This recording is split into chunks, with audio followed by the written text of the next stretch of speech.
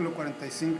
La ley electoral del Estado reglamentaria de esta Constitución en la materia regulará y garantizará el desarrollo de los procesos electorales, el ejercicio del sufragio, los derechos, obligaciones, organización y funciones de los partidos, asociaciones políticas y organismos electorales, la preparación, desarrollo, vigilancia, cómputo y calificación de las elecciones, el procedimiento del contencioso electoral, los recursos y medios de defensa, las responsabilidades y sanciones por actos violatorios a esta Constitución y a las leyes en materia electoral, así como los supuestos y reglas para la realización en los ámbitos administrativos y jurisdiccional de recuentos totales o parciales de votación, las causas de nulidad de las elecciones de gobernador, diputados al Congreso o ayuntamientos del Estado, así como las plazas convenientes para el desahogo de todas las instancias impugnativas, sujetando todos los actos y resoluciones electorales invariablemente al principio de legalidad y tomando en cuenta el principio de definitividad de las etapas de los procesos electorales y en general las demás disposiciones relativas al proceso electoral. Asimismo, las leyes ordinarias establecerán los delitos y las faltas en materia electoral y las sanciones que por ello deben imponerse. El organismo electoral competente con la participación del gobierno del Estado, de los partidos políticos y los ciudadanos, actualizará permanentemente el padrón. Artículo 46. Se deposita el Poder Legislativo en un Congreso que se renovará cada 3 años, iniciando su mandato el 1 de septiembre del año de su elección. Cada legislatura estará compuesta por 26 diputados electos por el principio de mayoría relativa, votados en distritos electorales uninominales, y hasta 16 diputados electos por el principio de representación proporcional, destinados de acuerdo a las bases y formas que establezca la ley. A ningún partido político se le podrán asignar más de 26 diputados por ambos principios. Además, tampoco a ningún partido se le podrán asignar más de 14 diputados por el principio de representación proporcional. Los diputados de mayoría relativa y de representación proporcional tendrán la misma categoría, iguales facultades y obligaciones. Artículo 47. Para ser diputado se requiere 1. Ser ciudadano mexicano por nacimiento en ejercicio de sus derechos civiles y políticos. 2. Tener 21 años cumplidos el día de la elección. Y 3. Ser vecinos del Estado con residencia no menor de 5 años inmediatos anteriores a la fecha de elección. Artículo 48 de nuestra Constitución. No pueden ser diputados: número 1, el gobernador del Estado; número 2, el secretario de Gobierno y los otros secretarios del despacho del Ejecutivo; número 3, los magistrados del Tribunal Superior de Justicia y del Tribunal de Justicia Administrativa; los comisionados ciudadanos de la Comisión Estatal Electoral; los magistrados del Tribunal Electoral del Estado; el presidente de la Comisión Estatal de Derechos Humanos; los consejeros de la Judicatura del Estado; los comisionados de la Comisión de Transparencia y Acceso a la Información y el Procurador General de Justicia. Número 4, el secretario de Finanzas y Tesorero General del Estado. Número 5, los funcionarios y empleados federales en el Estado. Número 6, los presidentes municipales por los distritos en donde ejercen autoridad.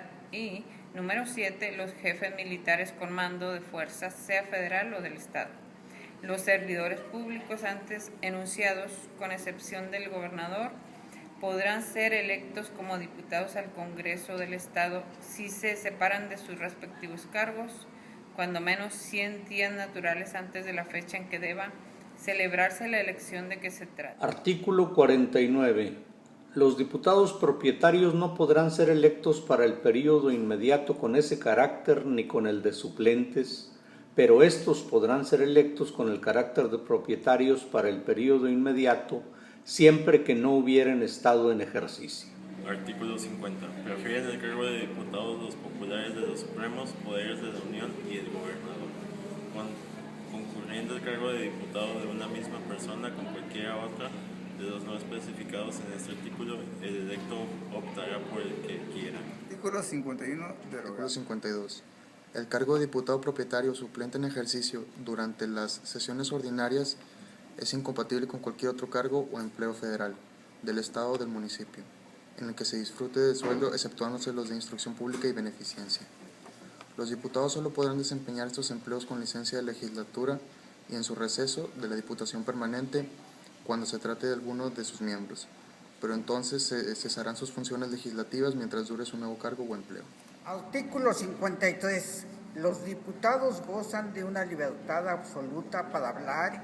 En consecuencia, son inviolables por sus opiniones manifestadas en el desempeño de su cargo, sobre los cuales en ningún tiempo pueden ser reconvenidos o juzgados por autoridad alguna. Corresponde al presidente del Congreso velar por el respeto al fuero constitucional de los miembros del mismo y por el respeto y la inviolabilidad del recinto donde se reúnan a sesionar. Artículo 54.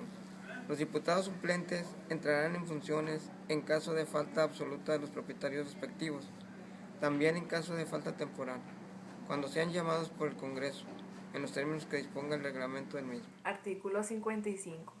La legislatura tendrá cada año de ejercicio 2 periodos ordinarios de sesiones.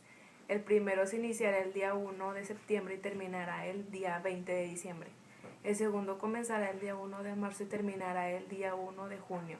Ambos periodos podrán ser prorrogados hasta por 30 días.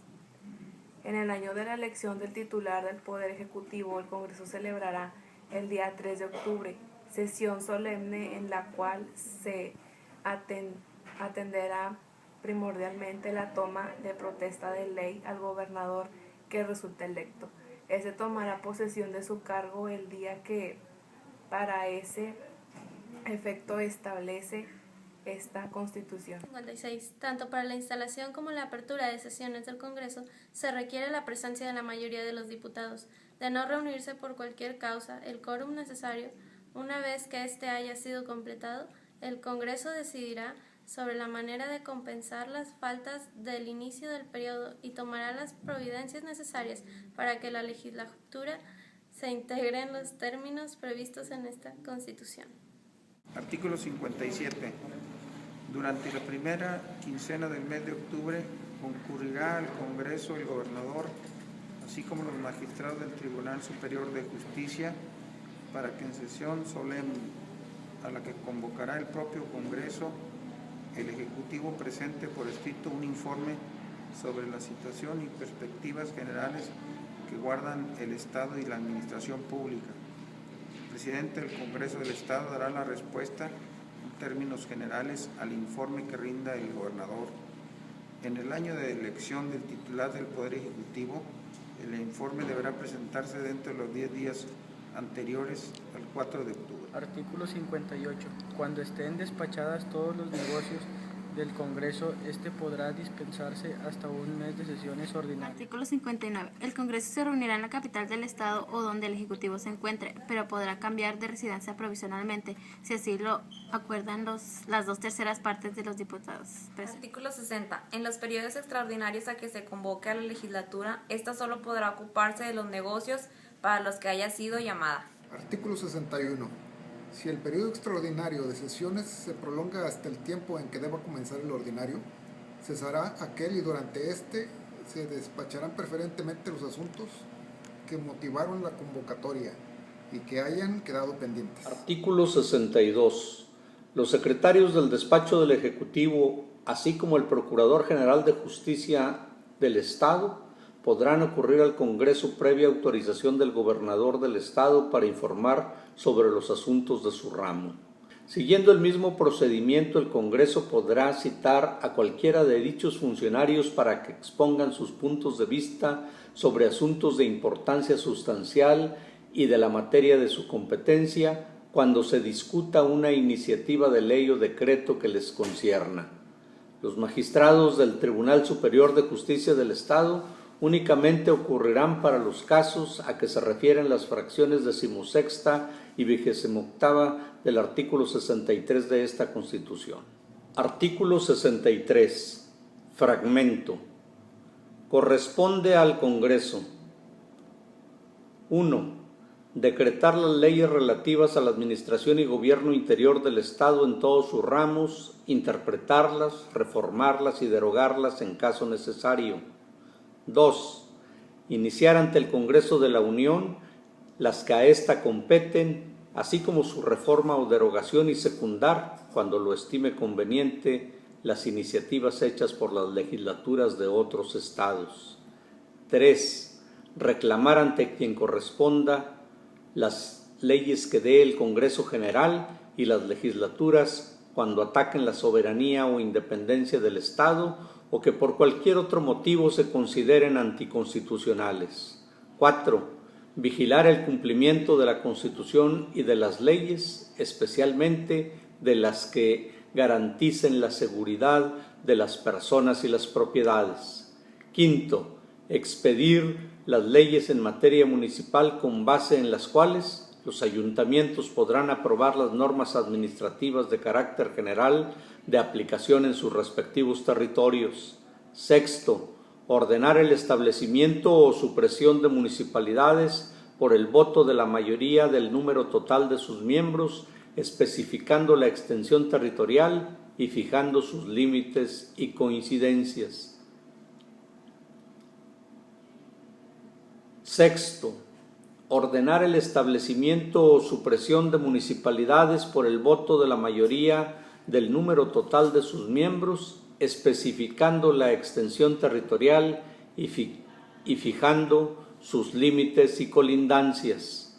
Por acuerdo de las 2/3 partes de la legislatura, se podrán suspender ayuntamientos o declarar que estos han desaparecido, así como suspender o revocar el mandato de alguno de sus miembros por alguna de las causas graves que la ley prevenga, respetándose en todos los casos la garantía de audiencia. 7. Examinar y aprobar anualmente a propuesta del gobernador la ley de ingresos del Estado y los proyectos y arbitrios de pública utilidad. Si terminado un año, por cualquier circunstancia, no se hubiere aprobado la ley de ingresos que deba aplicarse al siguiente ejercicio, mientras no haya aprobación expresa en diverso sentido, seguirá vigente la misma del ejercicio que termina. 8. Aprobar la ley orgánica que establezca la estructura fundamental de la organización de la administración pública, señalando los ramos que la integran y sus respectivas competencias. 9. Examinar y aprobar anualmente a propuesta del gobernador el presupuesto de egresos del gobierno del Estado, estableciendo en él los sueldos aplicables al gobernador del Estado y a los secretarios que le reporten, así como las partidas autorizadas para remuneración del personal de cada secretaría. Si terminado un año, por cualquier circunstancia, no se hubiera aprobado la ley de egresos que deba aplicarse al siguiente ejercicio, mientras no haya aprobación expresa en diverso sentido, seguirá vigente la misma del ejercicio que termina. Autorizar en la ley de egresos del Estado las erogaciones plurianuales para aquellos proyectos de inversión en infraestructura que se determinen conforme a lo dispuesto en la misma ley. Las erogaciones correspondientes deberán incluirse en las subsecuentes leyes de ingresos. Dentro de la ley de egresos del Estado se incluirán las partidas plurianuales necesarias para cumplir con las obligaciones contraídas para obras de infraestructura pública, encontrándose entre ellas las que se realicen bajo la modalidad de proyecto de prestación de servicios.